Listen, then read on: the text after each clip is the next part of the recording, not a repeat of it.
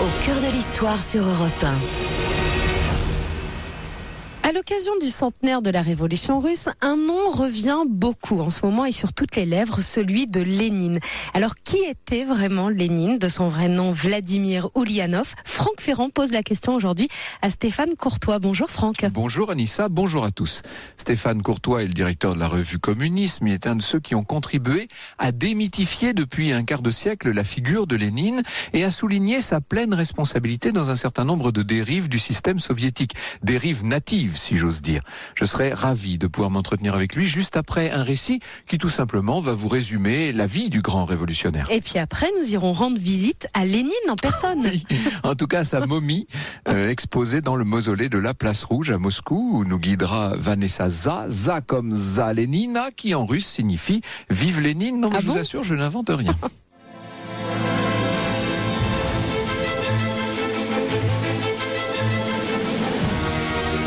Au cœur de l'histoire sur Europe 1.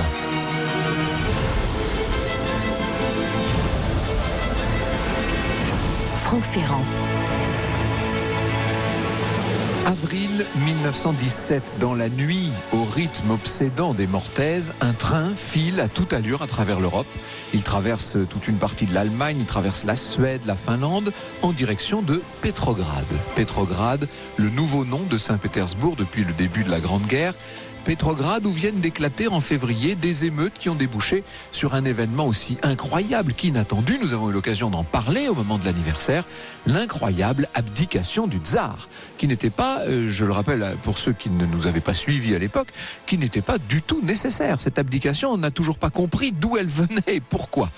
À bord de ce train, dans un wagon plombé, se trouve une trentaine d'exilés russes, des bolcheviks, et parmi eux, un homme à la moustache et à la barbichette blonde, au crâne dégarni. Je n'ai même pas besoin de vous le décrire, car il fait partie évidemment des figures les plus connues de l'histoire contemporaine. Son expression est déterminée, vive, nerveuse. Quant au regard, il est perçant.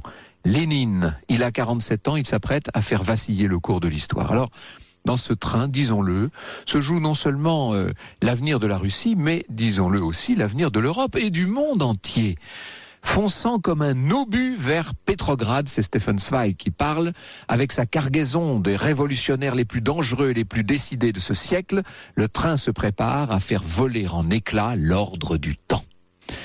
Assis dans son wagon, il faut imaginer, le train va vite, le wagon chancelle, Lénine ne pense qu'à une chose, la révolution, celle qui l'attend depuis des années, celle qui l'obsède, hante toutes ses pensées. Dans une excitation, dans un climat, on pourrait même dire de nervosité, il imagine déjà le grondement du peuple en colère. Pourtant, le peuple russe connaît à peine son nom. En tout cas, dans les profondeurs du peuple russe, comme on dit généralement, on ne le connaît même pas, ce nom. Lénine, il faut vous le dire, a passé les 17 dernières années de sa vie en exil, loin de Petrograd. 17 années misérables, passées à attendre son heure. Alors, qui est-il ? Ce révolutionnaire isolé, dirigeant d'un groupuscule dissident au sein du Parti social-démocrate, groupuscule dont l'influence paraît tout à fait insignifiante aux yeux des Russes, comment va-t-il réussir à s'imposer, à ébranler toute une partie du monde ? Lénine n'est que le plus récent de ces nombreux pseudos. En réalité, il est donc né Vladimir Ilyich Ulyanov, né le 10 avril 1870 à Simbirsk, qui est une petite ville à 700 km au sud de Moscou, au bord de la Volga. La ville sera rebaptisée à sa mort en 1924 Ulyanovsk. La famille Ulyanov appartient à la petite bourgeoisie russe. Le père Ilya était inspecteur des écoles, un inspecteur que le tsar a anobli. Le père de Lénine est un conservateur très attaché à l'Église et à l'État, nous dit Tariq Ali, qui n'a pas tout à fait sur Lénine le même point de vue que Stéphane Courtois, c'est le moins qu'on puisse dire. Dans son foyer, c'est un patriarche épris de règles strictes. Il a épousé une jeune femme d'origine allemande, Maria Blank, avec qui il a eu 8 enfants, dont 2 sont morts en bas âge. Donc, il faut imaginer ce jeune Vladimir, qui est un élève, Vladimir Ilyich, comme on dit en Russie, bon élève, qui devient vite érudit. Il vénère son grand frère Alexandre, qu'il prend un peu pour modèle. Alexandre a rejoint un groupe de jeunes révolutionnaires anarchistes, le groupe La Volonté du Peuple. En mars 1886, il est arrêté après avoir fomenté une tentative d'assassinat contre le tsar Alexandre III, dont le prédécesseur avait déjà été assassiné. Et il assume, ce jeune Alexandre, il est pendu avec 4 de ses camarades, pendus à 21 ans. Et Vladimir Ilitch, qui lui a tout juste fêté ses 17 ans, ne peut pas supporter ce traumatisme qui ravage sa vie. C'est le drame fondateur, si vous voulez. L'exécution de son frère aîné fit brutalement passer Vladimir Ilitch dans le monde des adultes, nous dit Stéphane Courtois. L'adolescent qui menait une vie insouciante fut soudain plongé dans la dimension tragique de l'histoire. C'est une adolescence fracassée, nous dit Stéphane Courtois. La famille Ulyanov est rejetée par la bonne société russe. Auprès des autorités, elle tombe dans la disgrâce absolue. Cette pendaison, tout ça a jeté la honte sur la famille. Et dès lors, Vladimir Ilitch, qui se voit refuser la poursuite de ses études, de toute façon, se met à développer une espèce de haine farouche, absolue, une haine irrationnelle contre l'ordre établi, contre l'aristocratie, contre le tsar, qui à ses yeux incarne tout ça. Ils me le paieront, dit-il à sa sœur Anna. Il se met à dévorer des livres de manière compulsive, et notamment un ouvrage qui va le transformer, un ouvrage du philosophe russe Tchernychevski, et qui est intitulé « Que faire ? Il m'a labouré de fond en comble », dira-t-il. C'est dans un cercle d'intellectuels marxistes que Vladimir Ilitch fait la connaissance de sa future épouse, partenaire spirituelle, Nadezhda Krupskaya, qui est tout à fait marxiste, comme on l'est souvent à l'époque dans ces milieux.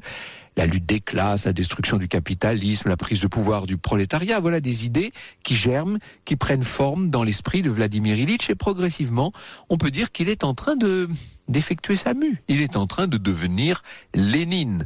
À Saint-Pétersbourg, il fonde la Ligue de combat pour la libération de la classe ouvrière. En 1895, alors qu'il rédige des tracts de soutien à des ouvriers en grève, il est arrêté. Ça doit lui rappeler son frère, évidemment. Il est condamné à 3 ans de déportation en Sibérie, au bord de la Lena, du nom de ce fleuve où il purge sa peine. Il va tirer ce nouveau pseudonyme de Lena. Il va tirer Lénine. Il est devenu Lénine. Radical, entier. Il ne cesse de réfléchir. Il écrit sans cesse en déportation. Il va rédiger son ouvrage « Le développement du capitalisme en Russie ». Et en 1900, alors que sa peine de déportation prend fin, il essaie de trouver un nouveau foyer. Sauf que toutes les villes de Russie, les grandes villes, lui sont interdites. Et c'est pour ça qu'il part en exil. Avec Nadezhda, devenue sa femme, il va parcourir l'Europe, Munich, Londres, Paris, Cracovie, et puis, évidemment, et c'est ce qui reste, Berne et Zurich. Et c'est là, en Suisse, que s'ancre en lui une idée fixe. Cette révolution dont rêvent tant de masses, cette révolution, elle arrivera en quelque sorte mathématiquement, elle arrivera par la force des choses, elle est inéluctable. La seule chose à faire, c'est d'attendre le moment opportun pour retourner en Russie et passer vraiment à l'action.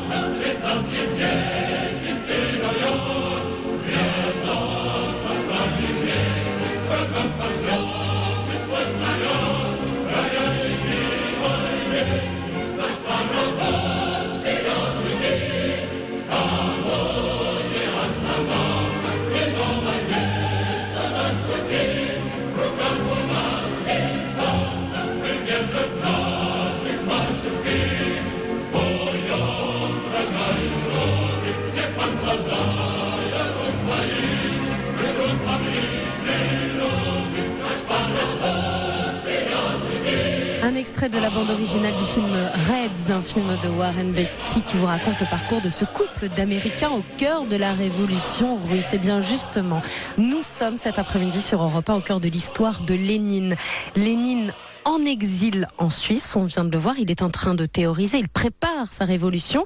Quel est le contexte politique, avant de reprendre le parcours de Lénine, quel est le contexte politique de la Russie de la fin du 19e et début du 20e, Franck? Vous savez, la Russie est ce gigantesque empire absolument colossal, de la Géorgie, une partie de la Pologne, le Caucase à l'ouest, et puis de l'autre côté, ça va jusqu'en Asie centrale, jusqu'au bout, jusqu'à la mer de Chine. C'est immense.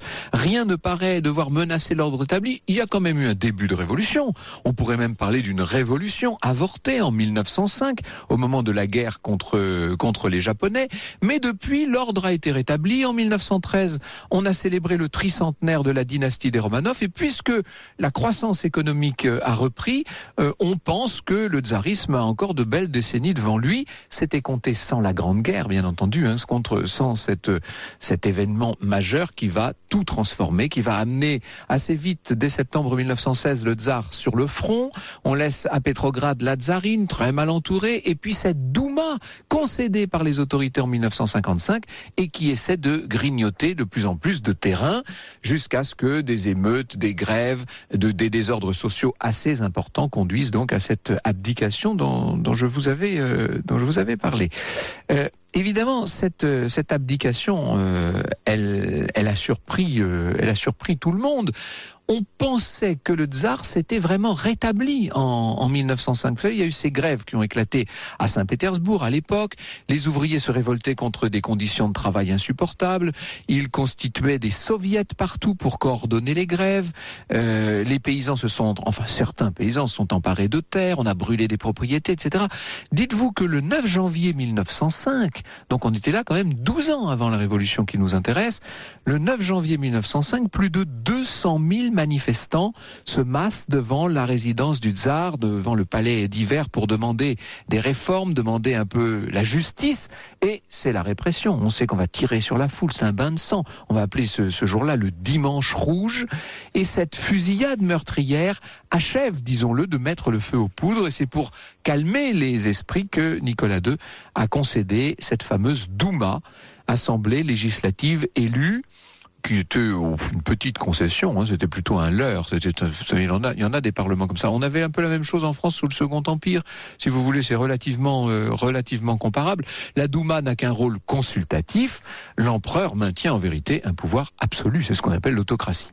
À plusieurs centaines de kilomètres de là, donc, Lénine, qui est exilé en Suisse, est furieux parce que il voulait, lui, la révolution, et cette révolution de 1905, elle s'est passée sans lui. Il a manqué la chance de sa vie.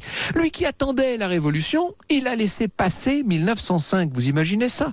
Il est frustré, il est blessé, il vit ça comme une sorte de malédiction personnelle, et désormais, il attend quoi? La prochaine occasion.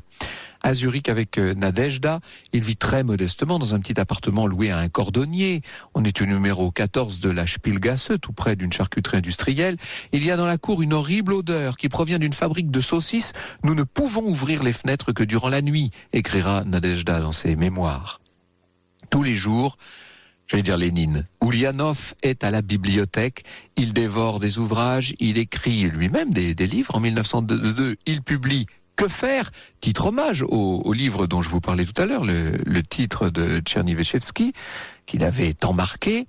Il y développe sa conception de la révolution. Selon lui, c'est d'abord un petit groupe structuré qu'il appelle l'avant-garde du prolétariat. Attention, on arrive dans la terminologie bolchevique.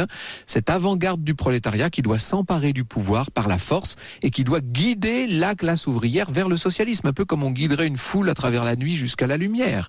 Suite à cette publication, le Parti ouvrier social-démocrate de Russie va se scinder. Vous aurez d'un côté les majoritaires, les mencheviks, et puis les minoritaires, les bolcheviks, dont fait partie Lénine.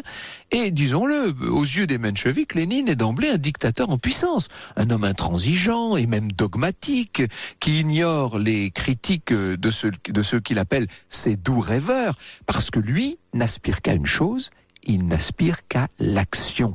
Il est convaincu d'avoir à jouer un rôle capital et tous les soirs, il retrouve ses camarades, des bolcheviks comme lui, au café Landolt pour discuter autour d'un verre de bière des événements en Russie, élaborer la stratégie révolutionnaire. Vous imaginez qu'en 1905, ça parlait fort, évidemment. Alors, pour l'instant, on ne voit pas vraiment quand on pourra passer à la pratique. Tout ça reste à l'état de théorie, au bout de la plume de Lénine, si l'on peut dire.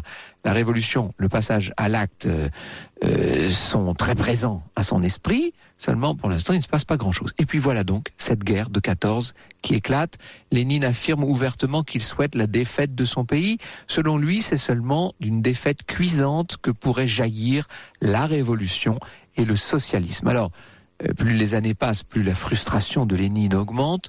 Le gouffre entre ses idées et la pratique ne fait que s'agrandir. Il ne supporte plus les sociodémocrates suisses qui, dit-il, se bousculent tous autour de la marmite de la bourgeoisie. Ici, penser à la révolution confine au grotesque. C'est vrai que la révolution en Suisse, ça doit rester propre quand même, forcément. Les ambitions de Lénine sont tout autres. Je dois passer à l'action sous peine de crever, écrit-il à sa sœur Maria. Alors, est-ce qu'il va jusqu'à perdre espoir ? Bien, ce qui est étonnant, et c'est souvent comme ça la vie, en janvier 17, c'est-à-dire quelques semaines avant l'abdication du tsar Nicolas, il est donc à Zurich, il va prononcer un discours empreint d'amertume. « Nous, les vieux, ne serons peut-être plus là pour assister à la révolution », dit-il. Entre parenthèses, quelle belle lucidité politique, quelle perspicacité. Au moment où le découragement est en train de gagner Lénine, on apprend la nouvelle. Février 17, en lisant la Neue Zürcher Zeitung, Lénine découvre qu'une révolution a éclaté à Pétrograd et que le tsar vient d'abdiquer en quelques semaines. La dynastie des Romanov, la tricentenaire dynastie a été renversée. La Russie est désormais placée sous l'autorité d'un gouvernement provisoire et du soviet de Pétrograd. Ah ben là, cette fois, il s'agit quand même peut-être de ne pas laisser passer la chance. Cette fois, Lénine en est convaincu. Son heure est venue. Il faut se mettre en route au plus vite vers Pétrograd. C'est là-bas que ça se passe. C'est là-bas qu'aura lieu la révolution. Au cœur de l'histoire sur Europe 1. Franck Ferrand vous invite au cœur de l'histoire sur Europe 1. Alors nous sommes cet après-midi, Franck, au cœur de l'histoire de la révolution russe.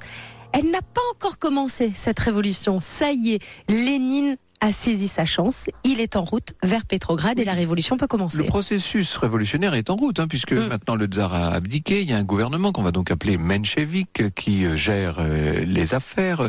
Il y a des soviets qui s'installent partout. On est dans un processus révolutionnaire, mais ce qu'on pourrait encore appeler, si vous voulez, une révolution bourgeoise pour le moment.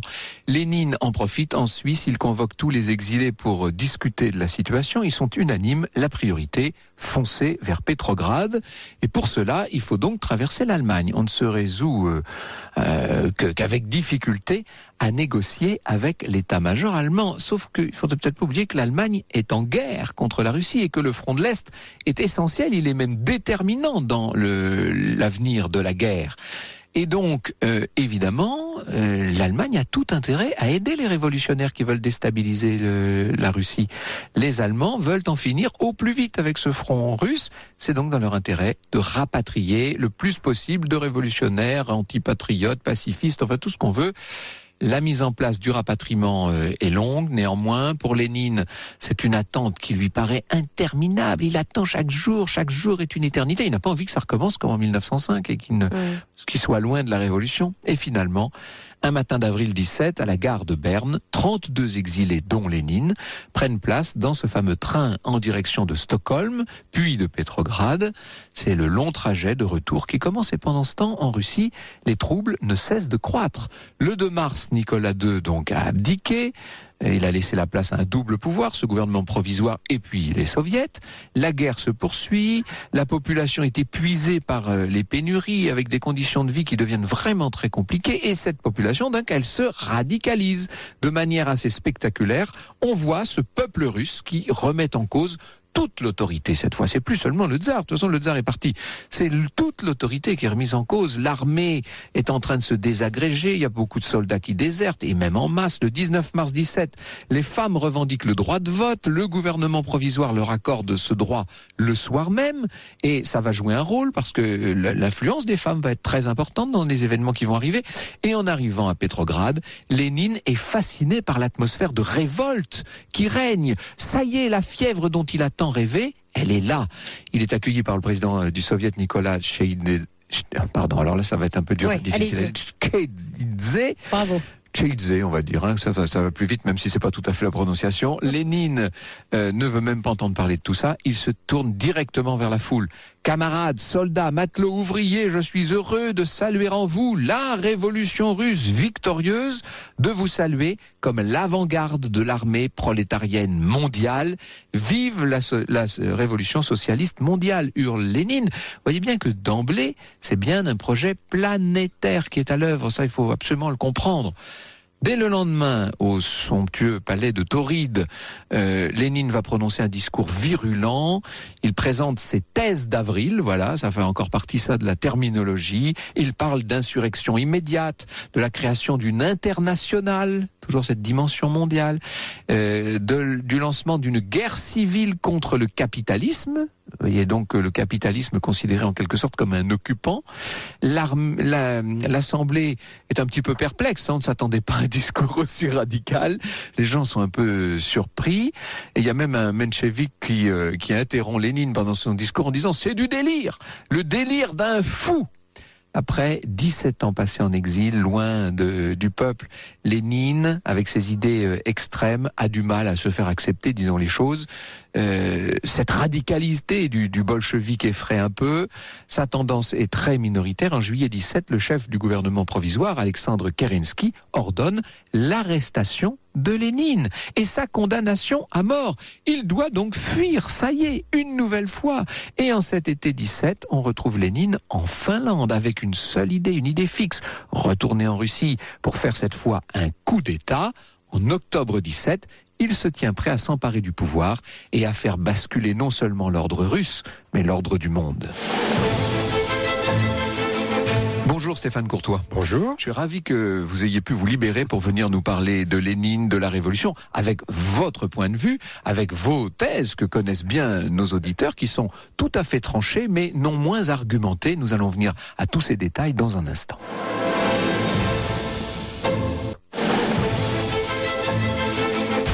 Franck Ferrand vous invite au cœur de l'histoire sur Europe 1. Nous sommes cet après-midi sur Europe 1 au cœur de l'histoire de Lénine et nous allons aller plus loin pour en savoir plus sur l'homme et son parcours de révolutionnaire avec votre invité Franck. Vous recevez Stéphane Courtois, il est historien, directeur de recherche honoraire au CNRS et directeur de la revue Communisme. Et cette revue Communisme, c'est une revue annuelle. Le prochain numéro devrait paraître fin octobre, début novembre aux éditions Vendémiaire et sera consacré cette année à 1917, bien sûr, la révolution bolchevique. Non, mais c'est incroyable. C'est dingue. Mais quelle programmation inouïe que vous est-il arrivé, Stéphane Courtois? J'y pensais depuis 100 ans. Voilà, c'est ça en fait. Vous avez mûri, parce qu'en plus c'est vrai, parce que le moins qu'on puisse dire, c'est que votre travail très approfondi et immense sur le communisme s'appuie sur de nombreuses années de travail, d'études, de réflexion. Alors j'ai fait une erreur dans mon récit tout à l'heure. J'ai dit bolchevique. Bolchevique ça veut dire majoritaire, les majoritaires, et mencheviks, ce sont les minoritaires, en fait. Bon, ce parti bolchevique, il va s'incarner dans Lénine. On a l'impression que Lénine prend tout de suite le contrôle des choses. C'est pas tout à fait comme ça que ça s'est passé, quand même. Il s'impose, disons. Il s'impose. Il s'impose, et puis surtout, c'est lui qui crée autour de lui un groupe qu'il va recruter petit à petit, d'affidés.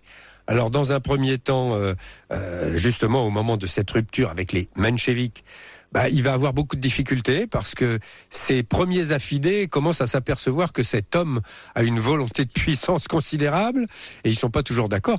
Le premier qui entre en rébellion, aussi étonnant que ce soit, c'est Trotsky.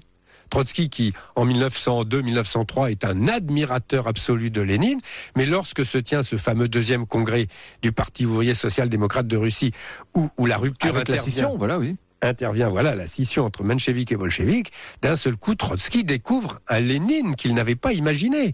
Un homme qui fait des coups tordus, qui ment, qui est un cynisme absolu. Qui est un véritable homme politique, si j'ose dire, dans la pire acception. Dans la pire acception. Et même dans l'acception révolutionnaire. C'est-à-dire qu'il va tout à fait au bout.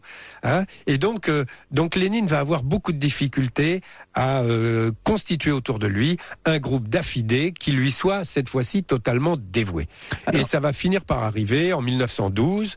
il va créer, je dirais, son parti léniniste. Alors nous allons revenir évidemment aux événements de 1917 tout à l'heure. Vous allez nous raconter la prise de pouvoir par Lénine, parce que moi je me suis volontairement arrêté juste avant. Mais avant cela, quelques éléments sur le personnage. Vous le dites, tout le monde le dit d'une façon plus générale. C'est bien l'emprisonnement et l'exécution de son frère qui l'ont marqué à vie en fait au départ. C'est sa prise de conscience politique en fait. Il y a même un double traumatisme, oui. Puisque en 1886, il a 15 ans et demi, son père meurt brusquement d'une attaque cérébrale dont lui-même mourra au même âge en 1924. Donc ça c'est le coup du destin. Tout à fait étonnant. Donc son père qui meurt brusquement, il n'y a plus donc le patron, le patriarche dont vous avez parlé n'est plus là. Voilà. Et le grand frère est à Pétrograd alors que la famille Lénine vit à Simbirsk dans une petite ville du fin fond de la Volga. Les Ulyanov. Donc il est un peu livré à lui-même. Il est très choqué par la disparition de son père et une disparition qui met, il faut bien le dire, la famille un peu dans la gêne, parce que le tsar va bien sûr accorder une pension, mais enfin il faut se serrer dans la maison, il faut louer des pièces, etc. Mais ça n'est pas encore très grave. Ce qui est très grave, c'est l'année suivante, l'exécution de son frère, parce que son frère était un petit peu le dieu de la famille, un brillant sujet, qui allait faire des études scientifiques extraordinaires, etc. Et qui tombe dans des conditions, il faut bien le dire, absurdes, parce que ce frère qui était quelqu'un qui avait un itinéraire tout tracé, une autoroute du style normal sup, polytechnique, etc. La voie royale, comme on dit. D'un seul coup, il prend une bifurcation sans s'en apercevoir et il tombe dans un groupe révolutionnaire qui ne sait absolument pas mener ses affaires. Qui ne tient pas du tout la route. Évidemment, qui est totalement sous surveillance de la fameuse Okhrana, la police politique du tsar, qui tombe. Et alors, le frère va, par un mouvement d'orgueil un petit peu, vouloir tout prendre sur lui. Il refuse de demander la grâce du tsar. Il dit c'est moi qui ai tout prêt. Effectivement, c'était lui le chimiste, c'est lui qui fabriquait les bombes. Et à partir de ce moment-là, effectivement, le jeune Vladimir Ilitch Ulyanov, qui a 17 ans, c'est un adolescent, il faut bien comprendre ça. Et un adolescent dans une famille de notables russes de l'époque, c'est quelqu'un qui est encore très protégé. C'est un prix d'excellence à l'école, toujours premier, toujours etc. Et d'un seul coup, il prend ça évidemment en pleine figure. C'est pour ça que j'ai parlé d'une adolescence fracassée, parce que c'est vraiment ça. Il n'y a plus chef dans la famille, c'est lui l'homme de la famille, mais il est en perdition. Et il a évidemment cette haine immédiatement du tsar, de la famille impériale, de tout l'ordre ancien, ce qu'on pourrait appeler l'ordre ancien. C'est toujours délicat aujourd'hui de parler de l'ordre ancien. Mais c'est plus à quel âge on devient l'ordre ancien. C'est vrai. Mais non, ce qui est vrai, c'est que la famille Ulyanov est désormais considérée comme une famille de régicides, et donc toute la bonne société s'en écarte. Et elle est toute seule, elle est isolée.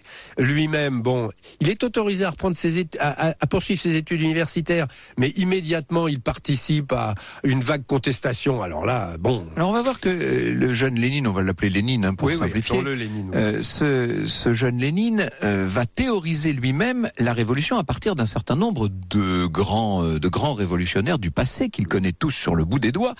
Mais est-ce que pour autant il est un théoricien politique et économique? Et pour parler clairement, quel est son rapport au marxisme à l'époque?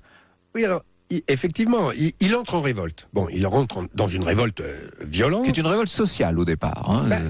C'est d'abord cette révolte personnelle contre la famille impériale, et puis ensuite il va essayer comme c'est un intellectuel, il va essayer de théoriser tout ça. Il va essayer de s'appuyer sur des auteurs. Alors vous en avez cité Tchernyshevski, très important évidemment pour lui, qui l'a labouré de part en part. On ne fera pas d'analyse psychanalytique de cette affaire, mais c'est très fort. Surtout que Lénine est extrêmement avare de confidences personnelles. Donc quand il dit quelque chose comme ça, c'est que vraiment c'est très fort. Ça a transformé sa pensée. Absolument. Et alors pourquoi? Tout simplement parce que dans Tchernyshevski, il va déjà trouver les premiers éléments de la révolution. C'est-à-dire l'idée qu'il faut renverser la dynastie, l'idée qu'il faut faire une république, l'idée qu'il faut changer la société, l'idée qu'il faut aller vers une société utopique qui serait parfaite. Et puis, de l'autre côté, la dimension proprement révolutionnaire, il faut trouver des hommes nouveaux, ce qu'on appelle les hommes, ce que Tchernyshevski lui appelle les hommes nouveaux. Et puis surtout, le personnage central de ce roman, c'est le fameux Rakhmetov, qui sera repris ensuite sous d'autres formes par Dostoïevski dans son fameux roman Les Possédés. C'est le révolutionnaire professionnel. L'homme l'homme qui parle de sa fiancée, parce qu'évidemment, ce roman, dans la Russie tsariste, le langage est codé. On ne dit pas « nous sommes des révolutionnaires ». Non, le révolutionnaire professionnel dit « ah, je pense toujours à ma fiancée ». Mais qui est sa fiancée? Qui est ta fiancée? Ma fiancée est en France, ma fiancée est en Angleterre, ma fiancée est partout. C'est la révolution, évidemment. Hein? Et donc là, il y a un élément passionnel chez Lénine qui va apparaître très tôt, chez cet adolescent. Il va se construire une espèce de destin comme ça. Du point de vue de la famille impériale russe, j'ai souvent établi des parallèles avec ce qui s'était passé en France dans la famille royale. Le destin de Louis XVI et de Marie-Antoinette et le destin de Nicolas et d'Alexandra sont vraiment très parallèles, c'est assez frappant. Est-ce qu'on peut dire la même chose du côté des révolutionnaires? Est-ce que Lénine s'appuie sur un certain nombre de modèles de la Révolution française? Alors, vous avez tout à fait raison d'insister là-dessus, parce que pour une raison très simple et historique, tous les révolutionnaires russes de la deuxième moitié du 19e siècle jusqu'en 17 étaient tous des spécialistes de la Révolution française. Ils connaissaient leur Révolution française par cœur et ils s'identifiaient personnellement à tel ou tel acteur de la Révolution française. L'un se prenait pour Robespierre, l'autre pour Danton, l'autre pour etc. Bon, donc et ça c'est très important. Au niveau de la dynastie, ce qui est, vous l'avez souligné tout à l'heure, la chute des Romanov, c'est quelque chose d'invraisemblable. Les manifestations commencent le 8 mars et le 15 mars, le Zarabzik. C'est sans résister d'aucune façon. C'est stupéfiant. Louis XVI, au moins, le 15 juillet 89, le duc de Liancourt vient lui dire « Sire, on a pris la Bastille » et le roi dit « C'est une révolte » et le duc lui répond « Non, sire, c'est une révolution ». Et Louis XVI va quand même tenir jusqu'au 10 août 92. Oui, encore 3 ans. Oui. Voilà. Alors que là, c'est un effondrement. Oui, c'est incroyable. Oui. Donc, on peut pratiquement dire qu'au départ, il n'y a pas de révolution. Il y a un effondrement du pouvoir. Au niveau des révolutionnaires, c'est très différent. Parce que les révolutionnaires de 89, les états généraux sont convoqués par le roi. Tous ces gens arrivent, ils n'ont aucune idée qu'ils vont faire une révolution. Non, ils sont poussés par les circonstances. Lénine, lui, ça fait 30 ans qu'il cogite son affaire. Vous l'avez bien souligné. Et à qui s'identifie-t-il? Est-ce qu'il a un modèle? Il s'identifie évidemment à Robespierre. C'est le Robespierre. C'est le Robespierre, mais il se considère comme un super Robespierre. Ouais. Robespierre n'est jamais qu'un révolutionnaire bourgeois. Eh oui, grande nuance. Alors, que va faire ce révolutionnaire prolétarien, ce Robespierre russe en octobre 1917? C'est ce que nous voyons ensemble.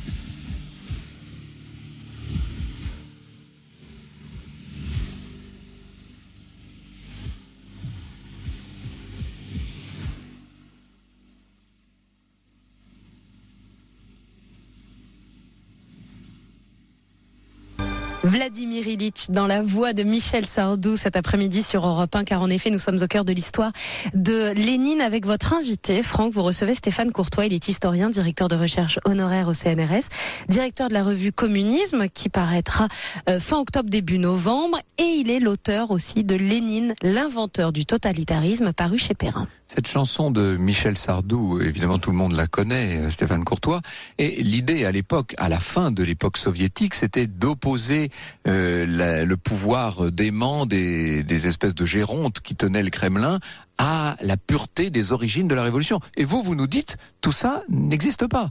Lénine est l'inventeur lui-même du totalitarisme, nous y viendrons tout à l'heure. Alors, reprenons le fil de mon histoire d'une certaine manière. Lénine est en Finlande, il a dû s'exiler pour la deuxième fois, et le 14 octobre 1917, il adressa, nous dites-vous, je lis la page 345 de votre ouvrage, une nouvelle lettre comminatoire à ses camarades de Pétrograd. Dans ces conditions, attendre est un crime. Les bolcheviks n'ont pas le droit d'attendre le congrès des soviets, ils doivent prendre le pouvoir sur le champ.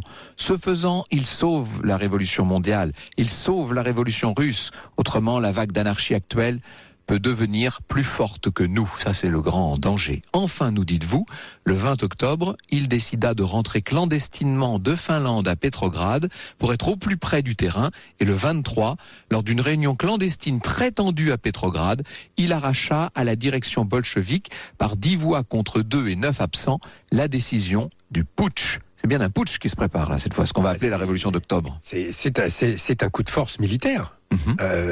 Mené par quelques milliers d'hommes, et effectivement Lénine sent très bien que l'occasion pourrait à nouveau lui échapper, pour une raison simple, c'est que tous les révolutionnaires russes réclament depuis le milieu du 19e siècle l'élection d'une assemblée constituante au suffrage universel, sur le modèle d'ailleurs de la Révolution française. Et cette assemblée constituante, finalement, l'élection est programmée au 25 novembre. Lénine sait parfaitement que une fois que cette assemblée sera élue, il y aura, en plus, au suffrage des hommes et des femmes, ce qui était très en avance pour l'époque. Oui. Et donc, il sait très bien que là, il y aura une assemblée totalement légitime et que les bolcheviks n'y seront certainement pas majoritaires. D'ailleurs, la suite l'a montré, ils étaient très minoritaires. 175 députés sur plus de 700. On peut dire que dans ce retour précipité de Finlande, dans ce côté bout de feu de Lénine, réside le secret de cette révolution qui... Alors il y a toute la guerre entre Russes rouges et Russes blancs, qui va durer pendant la guerre civile, qui va durer pendant plusieurs années, mais à terme tout ça finira par réussir. C'est-à-dire que cette révolution russe tellement mal partie, tellement groupusculaire dans ses débuts, elle finira par l'emporter, et ça c'est bien le rôle de Lénine, incontestablement. Ça c'est le rôle du génie révolutionnaire. On peut reprocher tout ce qu'on veut à Lénine, et je ne dis pas que du bien de Lénine dans mon livre, dire. Mais il faut reconnaître cette qualité fondamentale, c'est un génie de la révolution, c'est-à-dire c'est un stratège révolutionnaire. Il surveille, vous l'avez bien souligné, tous les moments où il pourrait faire avancer cette révolution et surtout s'emparer du pouvoir, parce que ça ne sert à rien de faire la révolution si on ne s'empare pas du pouvoir. Et donc là, il va réussir. Et une fois qu'il aura... En fait, cette prise de pouvoir, elle ne concerne que Pétrograd. Et encore, elle est très aléatoire. Vous l'avez dit, l'Empire russe, c'est le plus grand pays du monde. C'est le 6e des terres émergées, c'est gigantesque. Donc, ça c'est la force de Lénine, c'est son obstination, sa volonté, son fanatisme. Il va renverser tous les obstacles, il va utiliser les méthodes les plus impitoyables, mais il va finir par rester au pouvoir. Et nous dites-vous, d'emblée, dès l'origine, dès la genèse même de cette révolution et du régime qui va s'installer, il instaure, lui, le totalitarisme. Il en crée toutes les notions, dites-vous. Oui, il invente un nouveau régime politique qui n'a jamais existé jusque-là. Aristote a tout défini sur les dictatures, les tyrannies, les despotismes, etc., les régimes autoritaires, mais... Les régimes totalitaires, ça avait échappé à Aristote. Oui, ça avait échappé à Aristote et même à beaucoup d'autres auteurs, tout simplement parce que ça n'existait pas. Oui. Le mot totalitaire et totalitarisme va apparaître en 1923, 24, 25, mais en réalité, c'est Lénine qui met en place ce nouveau type de régime politique qui se définit de manière très simple. les trois monopoles. Le monopole politique du parti unique qui s'empare de toutes les prérogatives de l'État avec à sa tête son chef charismatique et d'autant plus charismatique qu'il s'est emparé du pouvoir contre toute vraisemblance et toute imagination. Deuxièmement, le monopole idéologique, ça c'est très important parce que Lénine est porteur d'une doctrine très forte, une espèce de marxisme très, très primaire, qui va tout contrôler, tous les médias, l'édition, les arts, le cinéma, tout ça. Bon. Et ensuite, troisième monopole spécifique du communisme, le monopole de tous les moyens de production et de distribution des biens matériels. Lénine détruit la propriété privée, le parti-État s'empare de tout. C'est un moyen de pression extraordinaire sur les populations. Surtout dans un pays où il fait très froid l'hiver, si vous n'avez pas de chauffage, bon, et où la famine menace tout le temps.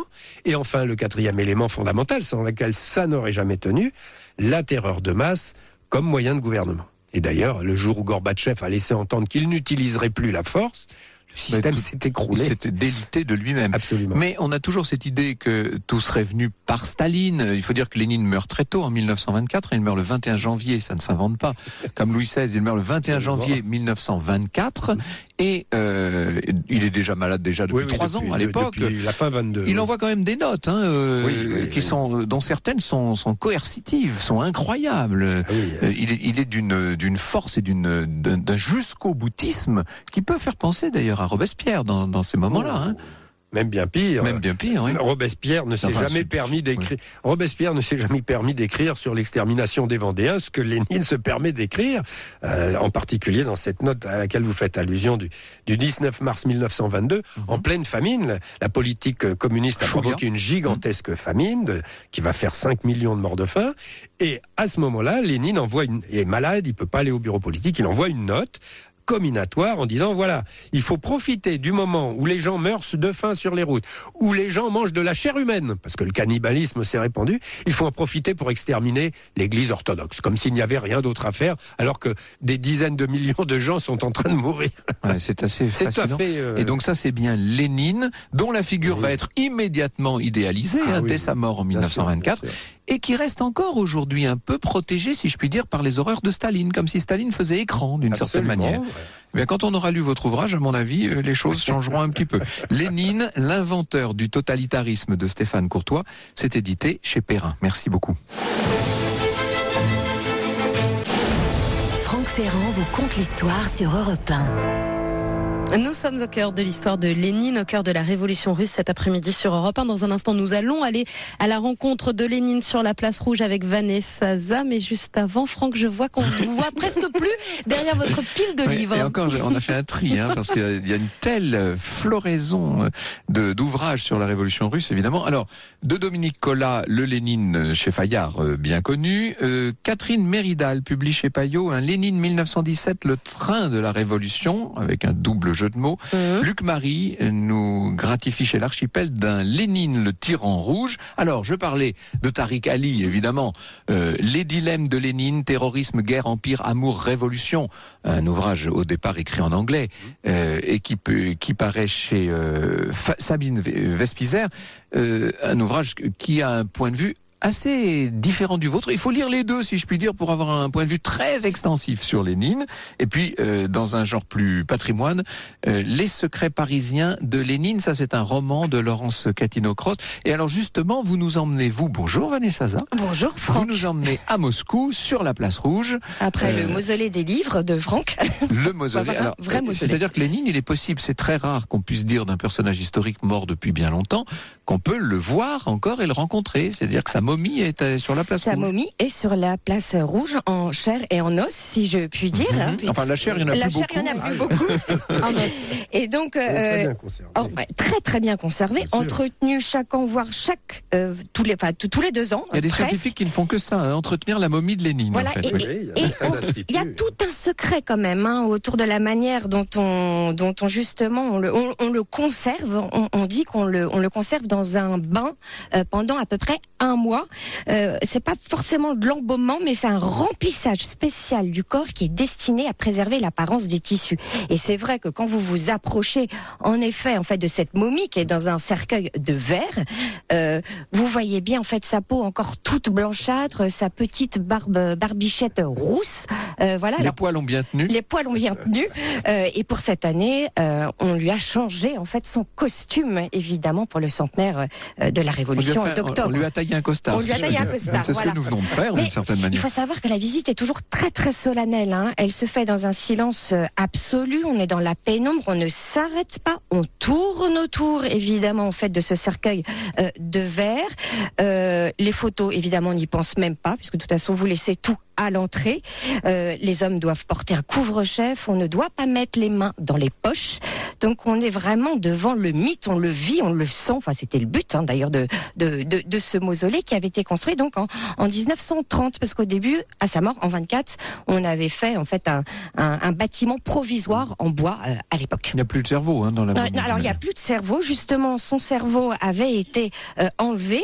On l'avait prélevé. Et c'était Oscar Vogt, un grand neurologue, qui avait été en charge de son étude pour essayer de localiser les cellules qui seraient responsables de son génie. Alors, de ces études, on a dit que il avait des neurones pyramidaux dans la 3e couche du cortex cérébral et qu'elles étaient particulièrement larges. Alors, ça a été assez contesté, mais depuis, aucun travail sur son cerveau n'a été depuis rendu public. Voilà. Mais parmi tous les gens qui défilent donc devant cette bière vitrée, il n'y a pas des gens qui ont des manifestations un peu déplacées, si je puis dire, ou... Alors, il y a eu justement, je crois des agressions en 2015, des provocateurs. 2015. Oui, il y avait eu 2 artistes russes d'un collectif qui s'appelait le Blue Rider, et ils avaient eu le temps de simplement déplacer les barrières et de commencer à jeter en fait de l'eau avec des bouteilles d'eau sur ce monument de granit rouge. En fait, ils le faisaient au moment de l'épiphanie orthodoxe, puisque ce jour-là, en fait, les croyants célèbrent le baptême du Christ en s'immergeant symboliquement dans l'eau glacée des lacs et des rivières. Mais c'est un rite qui avait été interdit en fait par le régime soviétique. Donc, ils ont été dans la provocation. Ils n'ont pas eu le temps de vider complètement les bouteilles d'eau et ils sont restés 10 jours en prison. Alors, dans ces environs immédiats du Kremlin, il y a d'ailleurs d'autres sommités soviétiques, oui. Donc on peut défiler devant toute cette muraille du Kremlin, dont d'ailleurs la femme de Lénine y est enterrée. Voilà, exactement. Et alors il y a donc toutes les grandes figures en fait du régime. Il y a évidemment Staline, il y a Brejnev, Andropov, Tchernenko. Il y a aussi Yuri Gagarin, évidemment. Il y a Gorky, il y a John Reed, le cosmonaute. Voilà, John Reed qui était l'auteur des 10 jours qui ébranlèrent le monde. En revanche, il n'y a pas Khrouchtchev. Lui n'a pas eu le droit à être enterré juste devant le mur. Voilà, il repose lui au cimetière de Novodevitchi. Voilà. Ce sont les subtilités, de la vie du Parti communiste de l'Union soviétique.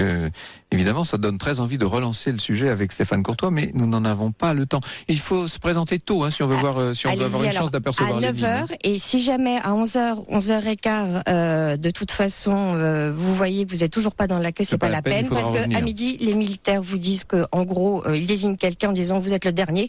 C'est pas la peine d'y penser. Et ce n'est pas ouvert tous les jours.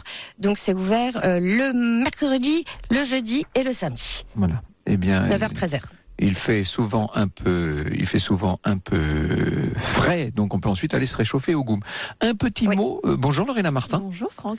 Vous vouliez nous parler d'un restaurant qui s'appelle Arakvi à Moscou, qui est à 5 minutes en voiture du Kremlin, et c'est le nom d'une rivière de Géorgie, puisqu'on y sert une cuisine géorgienne, et c'était le restaurant autrefois qui était la cantine de la police secrète de Staline, le restaurant préféré du KGB. Donc il était truffé de micros, et on raconte même que Beria serait à l'origine de la création de ce restaurant en 1938. Ce que je vous propose, Lorena, parce que je me suis un peu pris les pieds dans le temps aujourd'hui, c'est d'en parler une autre fois. Vous allez nous parler du goum très bientôt à propos d'Ivan Kérim. Vous nous parlerez de ce restaurant. Merci beaucoup.